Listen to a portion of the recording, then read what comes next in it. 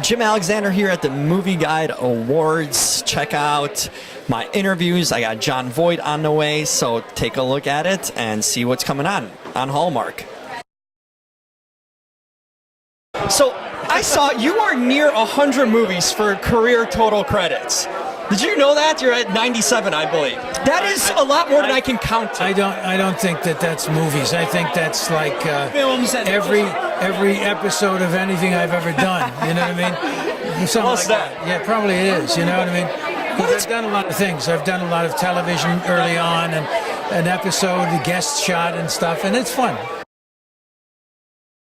Listen, you are in my favorite movie of last year, Den of Thieves. I absolutely love that movie. You need to tell me something behind the scenes, some sort of experience I didn't get to see in a movie that you enjoyed having. Well, I had a very, very small part. I was only in one scene. It was with Gerard Butler. It was a great experience. Everybody was super nice. Christian Goodicast, who was a first-time director, but did an amazing job. And I never met Gerard. I never worked with him, and he was just really fantastic and a really down-to-earth, cool guy to work with. And you sometimes you think of these big stars are going to be, arrogant, won't talk to you, whatever. And I was just a day player, and he came in and we spent time, we chatted, went for a drink. Well, he didn't drink, but I had a drink, and so took it easy. it was just a very cool experience overall to be on a film like that. I took my family to go see Patty Jenkins and Gal Gadot's Wonder Woman. Yep. And my 91-year-old grandmother was there, my mom and dad were there, my wife was there, and my 3 kids, who at the time were 13, 11, and 6, and me, of course. And we all were able to watch that movie together. And there wasn't any moment where I was like, close your eyes, or what does it have to explain? And this award show celebrates those kinds of movies, which is cool. And it celebrates them for that reason, Speaking of Wonder Woman, you walked into it in 1984. Yeah. Anything you can drop about it? Anything just being part of it, or anything you can share? Not a word. It's so secretive. It's so secretive. But good experience, I'm guessing? Amazing. Patty Jenkins is the awesome person to work for. She's an incredible director. Gal Gadot is everything you'd expect and want to have a leading lady. She's Calls by a guy, Chris Pine. Chris Pine, dude. Chris Pine's the man. He's awesome. How cool is he, right? Yeah. You've been a part of my life and my family's life for a long time. I used to watch Melrose Place as a kid with my sister, who's like 7 years older than me. So I remember you were introduced early, and now my mom watches your movies. So it's been a part of my life. Oh, that's nice.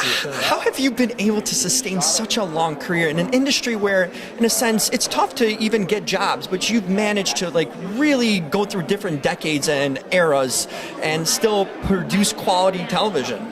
Well, that's very nice of you, all those things you said. Thank you. To record that and play it back to myself.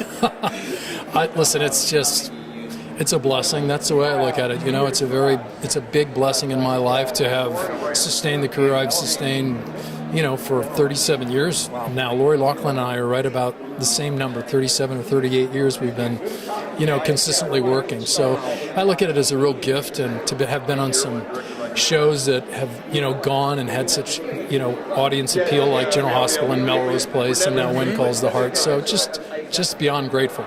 Is there anything you still learn or discover working in television and just having these experiences? There's still some things that happen that are new to you, even though you've been 37 years, because you would imagine you've done it all. But are there some things that still take you back and make you reflect? Yeah, absolutely. That's a good question. I actually find myself a little bit more enjoying my work and enjoying the time I'm working, because I'm a little more present than when I was younger. When you're young, you're kind of all over the place and pretty much self-consumed, and I think perspective now that I've got a bit more perspective on it and a little bit more enjoyment in my work.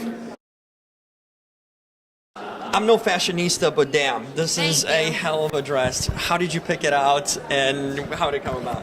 So funny. So me and my mom went dress shopping for this, and we actually saw a picture of a friend of mine in this dress, and we were like, oh my gosh, we love that dress. Where did you get it? And so she sent it to us, so I got to wear it tonight. Wow, yeah. This is fancy. Yeah.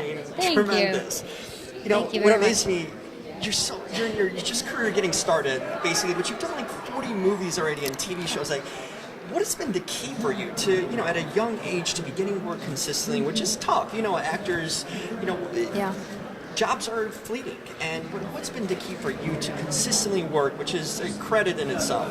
I think that's a really great question. I've never had anybody ask me that, so it's really funny because the beginning of my career, it did come easy. Like I looking back, I realized that was just favored. You know, my mom always prayed for me and stuff like that, and all these doors just opened. And then when I hit my teen years, everything just kind of stopped because it was like all of a sudden it was things that I didn't really feel comfortable doing, and all of a sudden like there's the options of nudity and stuff like that, and so then it got really hard because I ended up saying no to a lot of things, and then I really understood the struggle, and I really understood how hard it is to get a job that I didn't know before.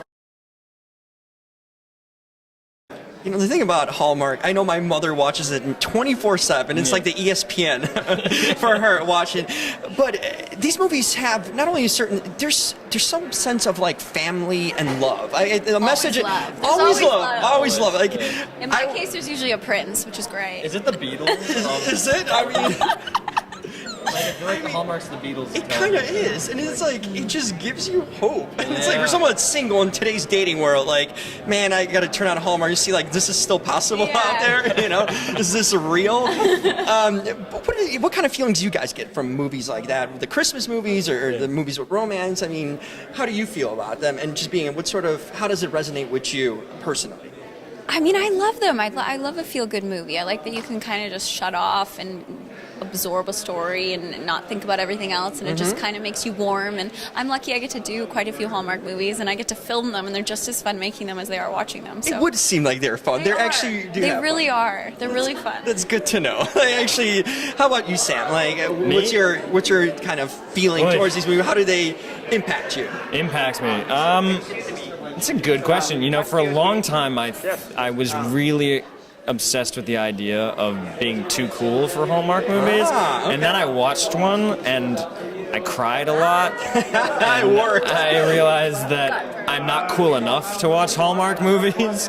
So truly, I mean, they're lovely, and just like Merritt said, they give you the fuzzies.